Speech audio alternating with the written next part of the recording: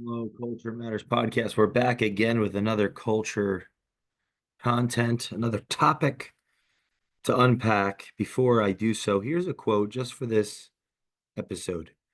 The strength of a person's spirit would then be measured by how much truth he could tolerate, or more precisely, to what extent he needs to have it diluted, disguised, sweetened, muted, falsified.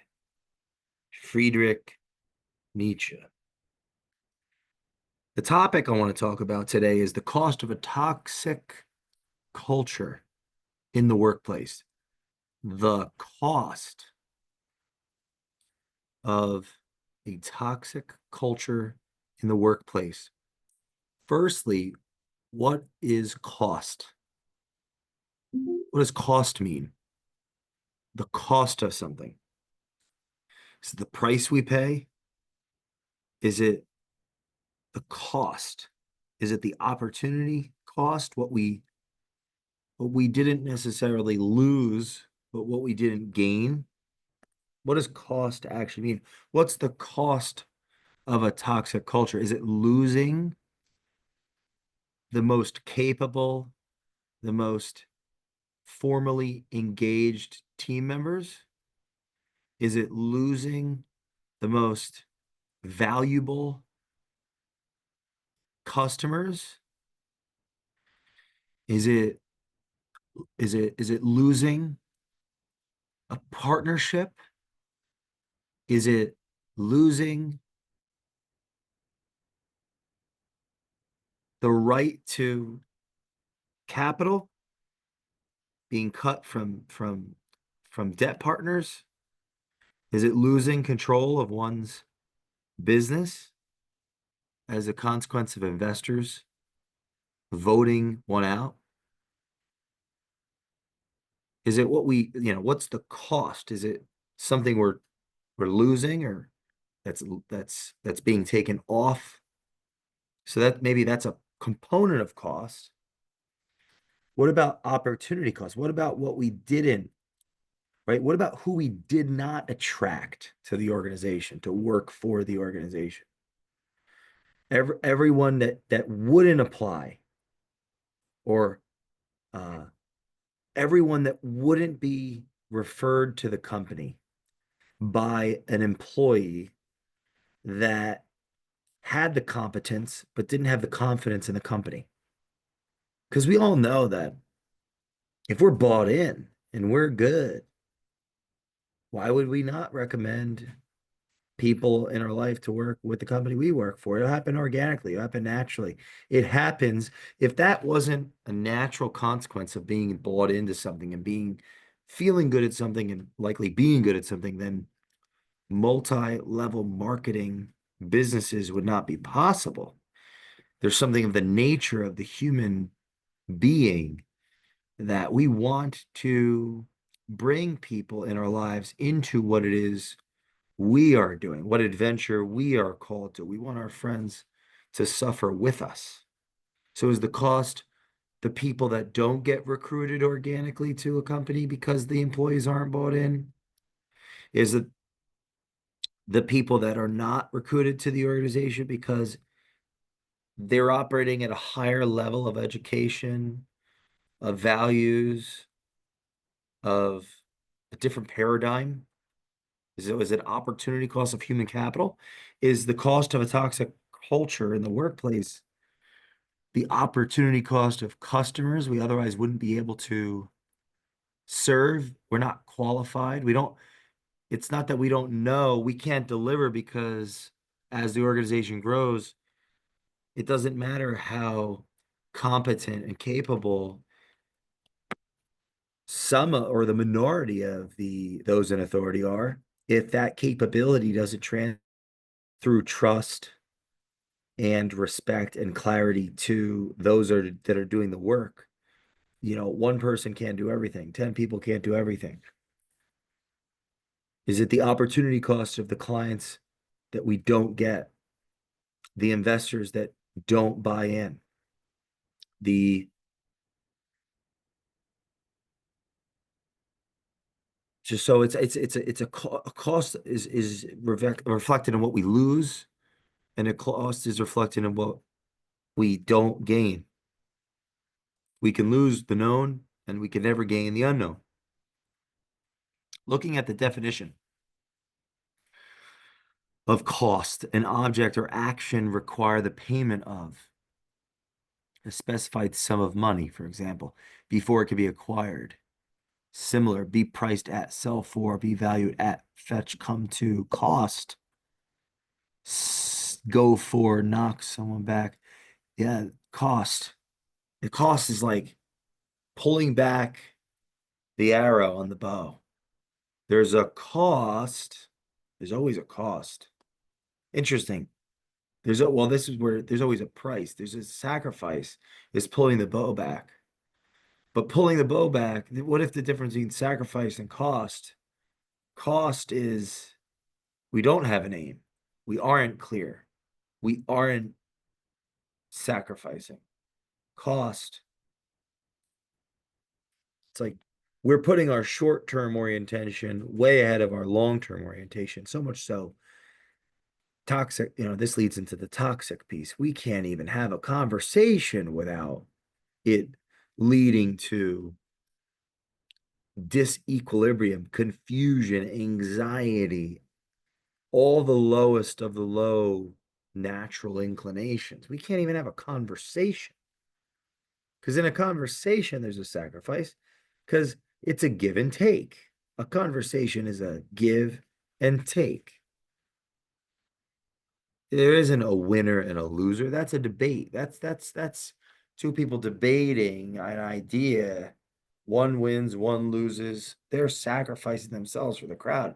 In a relationship, that's a different medium. In a working relationship, that's a different medium. In a professional relationship, it's a different context. Cost, an amount that has to be paid or spent to buy or obtain. So what's the cost of a toxic culture? The cost of a toxic culture are our people that we currently have. The great ones will leave. This is if whether you like Rand or not, Ayn Rand, whether you like Ayn Rand or not, agree with her thesis or not, in Atlas Shrugged, who is John Gall. John Gall is someone responding to this tyrannical concept, the that stifles in creativity, competence. We're gonna regulate to the point where people can't think. We're going to choke imagination and responsibility out of the equation. All the competent people, they can't speak anymore. They can't think, and we're speaking and thinking and doing animal. Peterson would say the world is a place of actions and a place of things. Actions is in the drama, things as in how we relate to the world, or we're the intermediary between the known and the unknown. Place, there's empirical study, testing, exploring, trying, speculating, verifying, navigating, and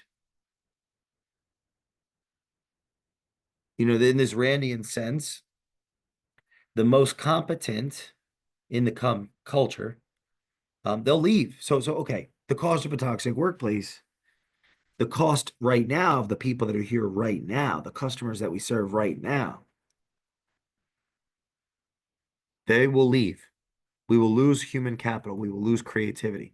But this is the thing. No one, that's extreme.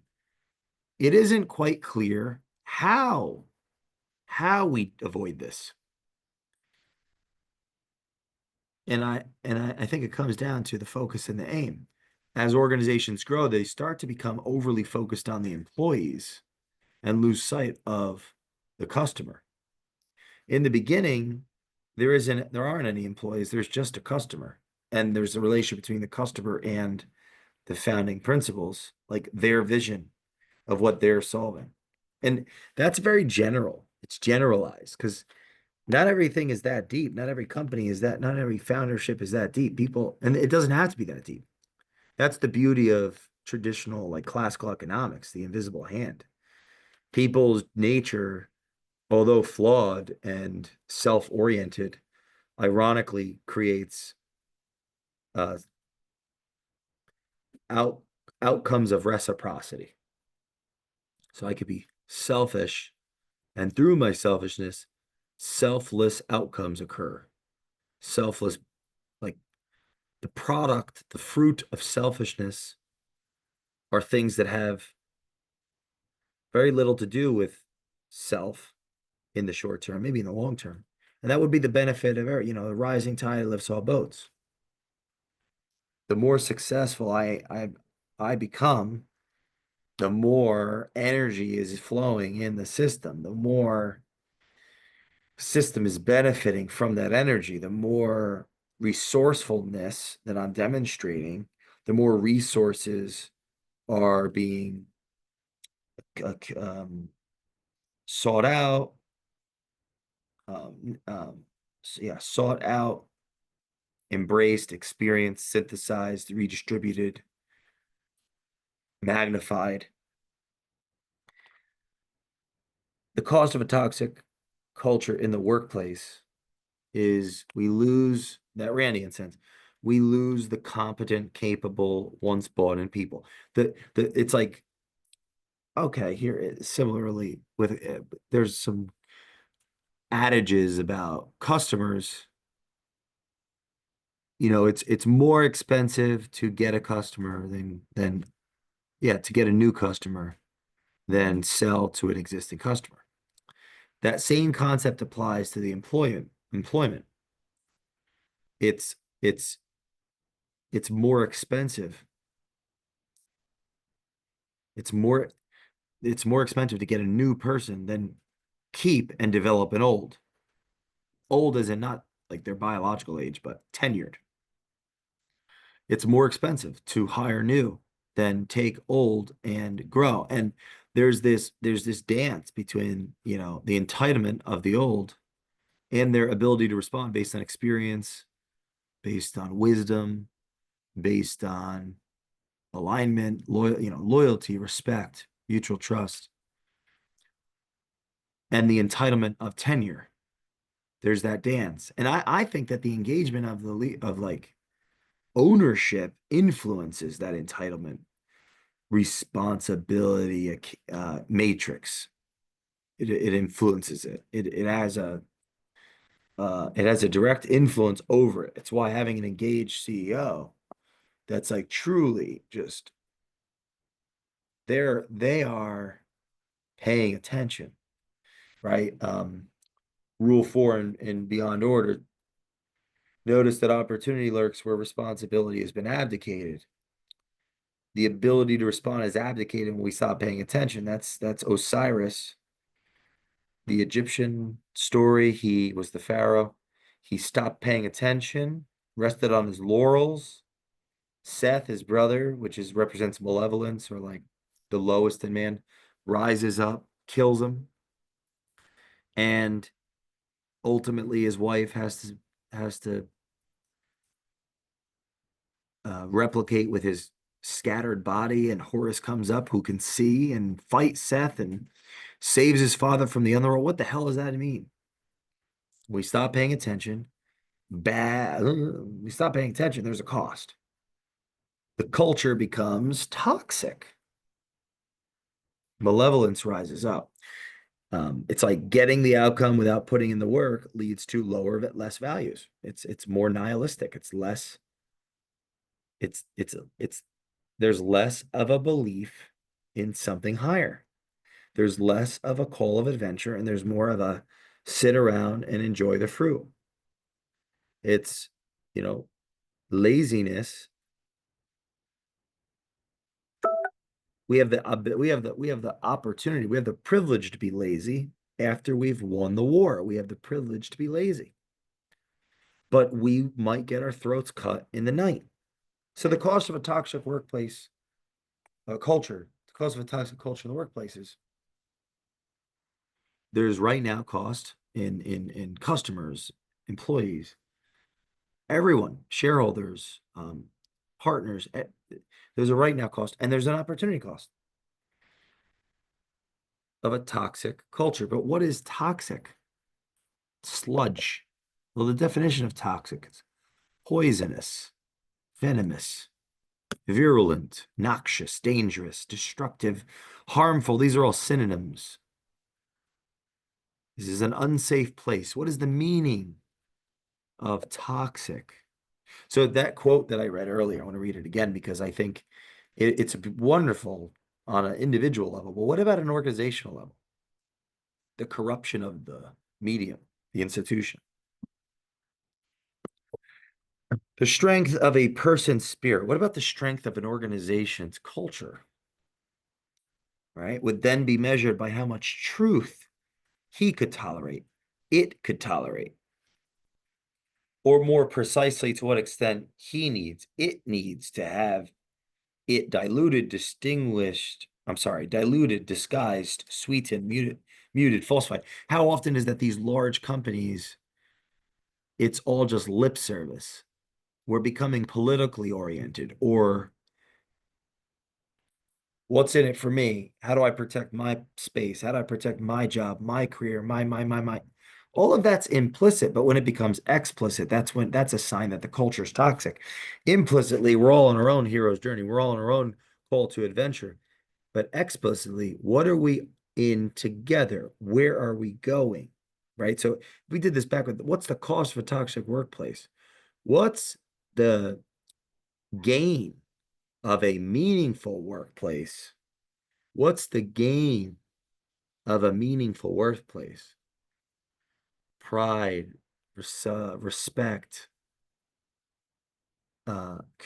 intelligence, integrity. What's the gain of a meaningful workplace? Camaraderie, fun, love, belonging, recognition. It's like Maslow's hierarchy of needs is being met. Self-actualization. What is self-actualization? What do people think that actually is? What is self-actualization? Self-actualization, a concept regarding the process by which an individual reaches his or her full potential. How do you reach your full potential? Well, you can never know truly. Now, who can give you feedback on what your potential is? Well, the world, your family, your friends, your employer, your results relative to what you say you want, to what you think you want, and how congruent what you actually do is in alignment with what you say and think you want, and those feedback loops with others. What about a company? Does a company self-actualize? Well, what's its vision? What's its mission? What's its goal? What's it stand for? The cost of a toxic workplace. Nobody's saying what they think. Nobody's thinking. Nobody's doing what they need to do to make the sacrifices necessary for the future selves to be the best version of themselves. They're not doing that. They're lost and hopeless and anxious and nihilistic and sad and impulsive and looking for short-term oriented goals. Like, how can I numb myself? I don't know where I'm going. I cannot see out of the fog. The cost of a toxic workplace. If you care about profit, if you care about compensation, there's none of that. There's not upward mobility. Sure, people at the top with control can figure out ways to manipulate the system and succeed and make as much as they can for themselves. Everybody's losing. The cost of a toxic workplace is the soul of the organization. It's the identity of the organization. This comes in the next word. The cost of a toxic, so toxic is destructive, toxic is venomous, poisonous, virulent, noxious, dangerous. Toxic means we're going off a cliff, and we can even see it, and we're still not saying anything. Culture, that's our behaviors, that's our rituals, that's our institutions, that's our identity, the group identity, the it's everything singing and it's like a symphony. That's why it's opaque yet ubiquitous in our society today because culture matters because we're not sure what we are as a species anymore. That's changing. That is deep. Those tectonic plates are shifting with technological advancement, or even are we advancing? I don't even know, but technological change, you know, culture, um, customs, art, social institutions, the achievements of particular nation, people, or group. Think of that in a company context.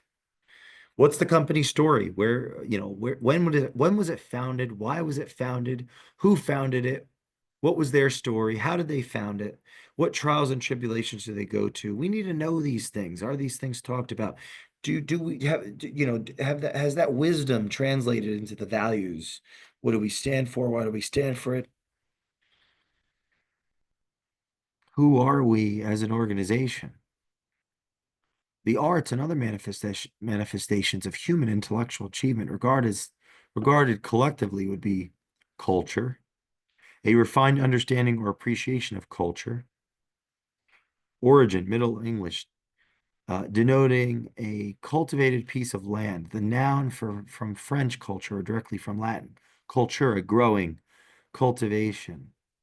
The verb from obsolete French culture or medieval Latin, culturare, both based in Latin. So culture, the cost of a toxic culture in the workplace is human capital today, customers today, human capital in the future. Human capital it means the people that could work for and with the organization at every single level today and in the future. It's a cost today and an opportunity cost in the future.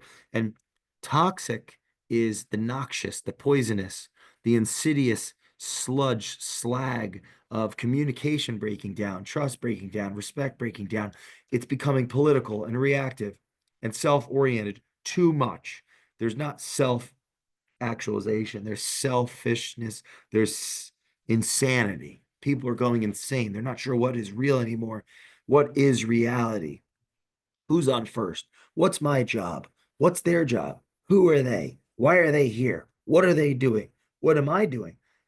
Is what I'm doing inferior to what they're doing? Is what they're doing inferior to what I'm doing or superior? And why can't I? Is it 5 o'clock yet? Work, work, work, the activity involving mental or physical effort done in order to achieve a purpose or a result. When I think of work, I think of sacrifice and I think of workplace, the place we sacrifice. Place is a physical thing. Work is a time thing. There's current me, impulsive, right? Short term, Epicurean, live today, carpe diem, seize the day. Let's just do whatever I feel like when I feel like it today. I could be dead in a minute. Well, there's that. That's a component of my identity as an individual. Then there's future me, sacrificial me, communal me. Because if I sacrifice what I could do today for myself, I could do something, create like I could actually create future value for myself, but present value for someone else. That's what work represents in our species up to this point. It's a challenge of values as the values are shaped and reinforced and refined by the feedback loops in the actual society. Play and the place is where we do it. It's a time and place conversation. Time is in current me and future me, and current me and future me have relationship with past me, and place is a like I'm going to work, What does that even, where did that come from? I am going, I'm physically going to work. I'm going to work. I'm going to work, but I'm also going to work.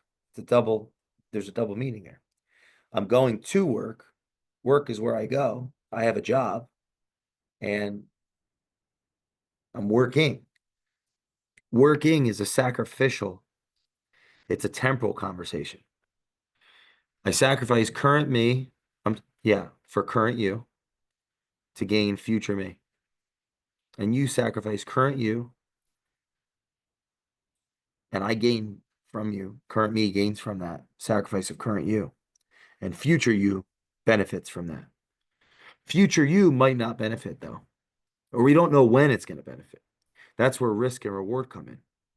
That's where return comes in. The return on capital, the return on labor, the return on energy. Yeah, is it 5%, 3%, 50%, 20%? The return has to do with the values of the culture. The return on equity, the return has to do with the spirit, has to do with this quote. The return has to do with, that's why culture doesn't show up on the balance sheet. But culture can be figured out. That's what the priest, the rabbi, the pastor, that's what they do for the society, for the community, for the family, for the individual. They're a feedback loop of what's the return on spirit. The strength of a person's spirit would then be measured by how much truth he could tolerate, or more precisely, to what extent he needs to have it diluted, disguised, sweetened, muted, falsified. The strength of a company's spirit would then be measured by how much truth it could tolerate, or more precisely, to what extent it needs to have it diluted, disguised, sweetened, muted, falsified. Do we have team meetings? When we do, what do we talk about? Do we focus on the problems and working together to solve them? Do we just focus on our wins and make excuses for ourselves? The cost of a toxic workplace is the company's death, the career's baggage, the loss of money, anxiety, pain, despair, and frankly, a toxic culture in a workplace might actually be the springboard for the next hero. Because Horus, on the other, play devil's advocate, Horus doesn't rise up, doesn't get born without Seth killing Osiris. Seth actually has to kill Osiris. And Osiris's wife has to have sex with Osiris's dead body. And then Horus comes about, who can see, to make things right. So at the end of the day, you, if you're listening to this, you might have needed that terrible place to work to start your company, or to be a better employee. But this is what I want to remind you. Don't continue the pattern, break the cycle. Don't be Osiris. Do the best you can. Maybe you can't even stop it. Now that's another podcast.